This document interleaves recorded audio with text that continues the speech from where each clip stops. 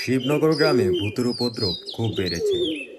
বিশেষ করে গ্রাম থেকে বাজারে যাওয়া রাস্তার পাশে মাঠের মধ্যে যে বড় বাঁশঝাড়টা আছে, সেখানে ভূত প্রেতের আস্তানা গড়েছে। আধার রাতে একা একা কোনো পথচারীকে পেলে তার আর রক্ষা নেই।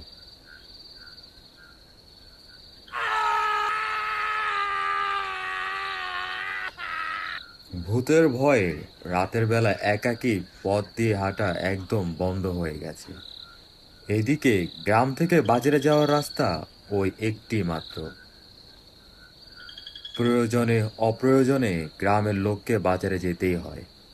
কিন্তু এই ভূতের ভয়ে অপ্রয়োজনে বাজারে যাওয়া বন্ধ করলেও প্রয়োজনে বাজারে যাওয়া বন্ধ করবে কি করে?